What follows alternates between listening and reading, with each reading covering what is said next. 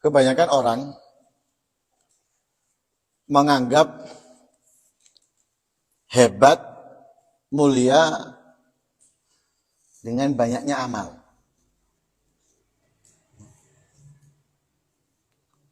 Orang selalu ke masjid, berangkat duluan pulang kali,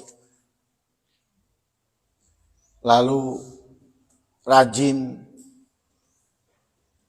bersedekah,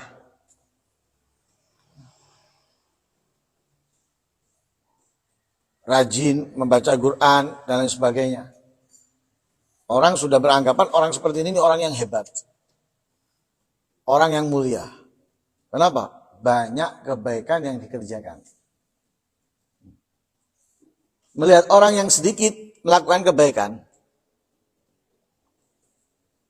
disepelekan, diremehkan. Padahal mulianya seseorang itu bukan dari banyaknya kebaikan atau sedikitnya.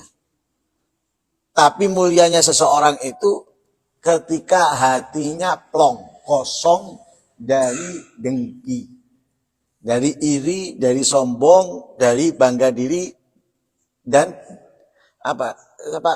dendam kepada jengkel, dendam kepada seorang muslim.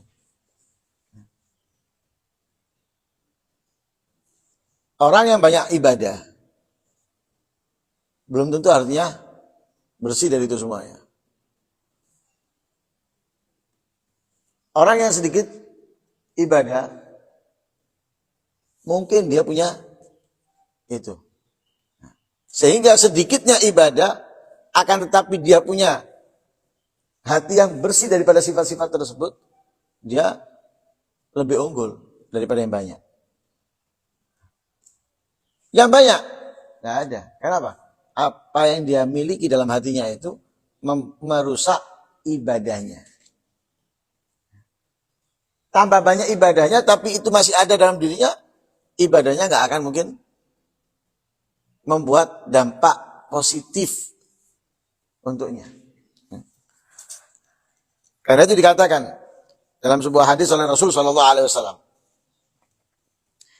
Inna abdala ummati la yadkhuluna al-jannah bikasrati salatin wala siyamin.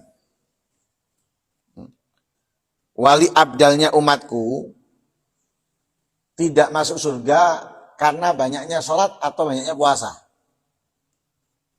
Karena wali itu ada tingkatan, ada macam-macam.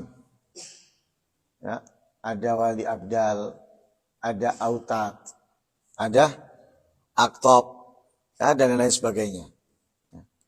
Wali abdal itu masuk surga bukan karena sholatnya, bukan karena banyak sholatnya, bukan karena banyak puasanya. Tapi mereka masuk surga bisalamatis sudur wa sakhawatin nufus warahmah bikulli muslim. Hatinya selamat, sehat dari penyakit, selamat dari kotoran. Kemudian jiwanya itu dermawan. Jika ada orang yang salah, dimaafkan. Nggak nunggu dimintai maaf. Dia memaafkan. Lalu, rahmah bikulli muslim. Rahmat kepada setiap muslim. Bukan berarti mereka nggak sholatnya sedikit, puasanya sedikit. Enggak. Mereka banyak sholat, mereka banyak puasa. Tapi sholatnya yang banyak, puasanya yang banyak, tidak menyebabkan mereka masuk surga. Yang menyebabkan masuk surga ini. Jadi hidupnya itu kosong. Dia menjalankan apa yang menjadi kewajibannya. Menghormati, memuliakan, berbuat baik, ini dan itu dia jalankan semuanya. Kewajiban kepada dirinya dan kewajiban kepada orang. Kemudian, apa yang dilakukan orang kepada dia, itu gak masuk dalam ingatannya.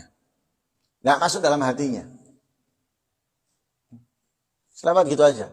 Orang mencacinya, lewat gitu saja. Gak kemudian dipikir. Lah ya, mana sati wong ngomongnya. Ya. Enggak. Apalagi misalnya dengar kabar, diomongin di belakang, kemudian dia, oh bangsat wong ini, dendam, enggak. Jadi plong. Hidupnya ini seperti di alam bebas. Nah, kalau kita kan enggak, tertekan kita nih. Ada orang gini, seperti kita ini dipagari. Enggak bebas kita, seperti dipagari. Kalau mereka enggak, bebas. Kenapa? Enggak ada pikiran orang, enggak ada. Orang berbuat jelek, orang berbuat buruk, orang berbuat apapun kepada dia, itu enggak ada dalam pikirannya, enggak ada dalam hatinya. Dia memaafkan, tidak ada niat untuk dendam, dengki, marah, dan lain sebagainya. Tetap ketemu orangnya ahlan. Seperti orang itu nggak berbuat salah apapun kepada dia. Asik senyum. Senyum. Itu mereka. Masuk surganya karena itu. Karena itu sering kita dengarkan cerita. Rasulullah mengatakan yang mau masuk ini calon penghuni surga. Tunggu. Masuk. Orang biasa. Bukan orang yang hebat. Tidak. Bahkan dalam riwayat, bukan sekali Nabi mengatakan seperti itu. Beberapa kali yang masuk orang yang sama. Sahabat bingung. Nabi menyatakan ini penghuni surga. Amalannya apa sih? Yang membuat dia masuk surga ini amalannya apa? Hanya pura-pura ini. Sahabat yang kepingin tahu, pura-pura menemani dia. Nginep di rumahnya, bertamu. 1 hari, 2 hari. Gak ada yang spesial. Gak malam kemudian bangun, jam 1 atau jam 12 bangun, sholat, baca Quran, nangis. Enggak. Gak ada yang spesial. Biasa lah. Ya bangun subuh, sholat. Dan yang spesial. Tapi Nabi menyatakan dia penghuni surga. Bukan sekali. Beberapa kali. Akhirnya karena penasaran kepingin tahu amalannya apa. 3 hari dilihat biasa-biasa aja ditanya. Afwan ya, anak ini sebetulnya bertamu tujuannya cuma satu. Bukan apa-apa. Anak ini penasaran. Nabi ngomong yang masuk sesaat lagi dalam penghuni surga. Yang masuk kamu. Dan itu beberapa kali. Aku penasaran amalan kamu. Makanya aku nginep di sini. Ya, kepingin tahu. Tapi aku lihat nggak ada amalan yang spesial dari kamu. Ada yang spesial nggak ada. Hanya tanya. Apa amalan kamu yang spesial? Katanya dia, aku nggak punya amalan yang macam-macam. Nggak punya amalan puasa, nggak punya amalan sholat dan lain sebagainya. Cuma saat aku punya amalan, hatiku kosong dari kedengkian. Dan aku kasih sayang kepada sesama muslim. Nah, itu yang menyebabkan masuk surga. Ya, karena itu kadang kita ini jangan tertipu dengan banyaknya. Atau juga jangan terlena karena sedikitnya. Yang penting kuat ini. Mulai besok sampai saya ini pancet sembayangin 5 waktu. Nggak nambah sunnah, rawatib, ya, atau duha witirnya, tetap 5 waktu tuh. Yang penting itu kan hati ini. Ya. Kau nggak mencokor tuh. Yang penting itu hati ini. Mau cokor hati ini nggak apa-apa. Terlena, yang penting hati ini. Nah. Yang ini terlena karena banyak. Lupa. Yang paling penting itu adalah menjaga hatinya. Lah, keduanya akan binasa. Kurang manfaat apa yang didapatkan. Kenapa? Yang penting hatinya itu belum tentu hatinya benar. Ngomongnya tok, yang penting hati ini, tapi belum tentu benar.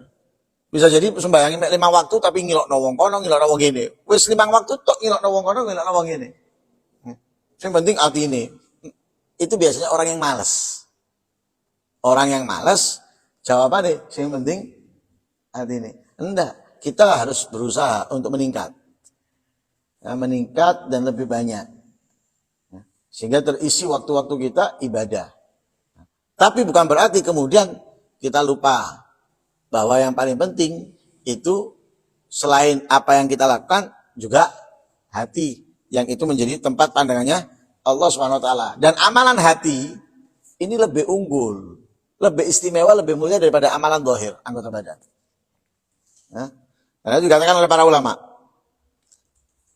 amalan hati kalau ditimbang, baiknya atau buruknya, yang baik atau yang buruk, ditimbang dengan amalan anggota badan, yang baik ataupun yang buruk, amalan hati ini lebih unggul. Sama-sama baiknya nih. Amalan hati ya, yang baik sama amalan anggota badan yang baik ditimbang, amalan hati lebih unggul. Begitu juga keburukan hati dengan keburukan anggota badan, keburukan hati lebih berat. Nah, karena itu kita harus apa? Harus menyelaraskan keduanya ini. Bagaimana bisa sama-sama baiknya.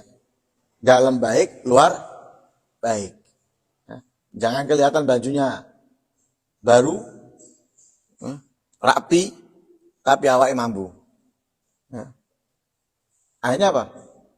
Nggak ada nilainya tadi itu. Baju yang bersih, nggak ada nilainya. Sama halnya bajunya kotor, badannya wangi, nggak ada nilainya.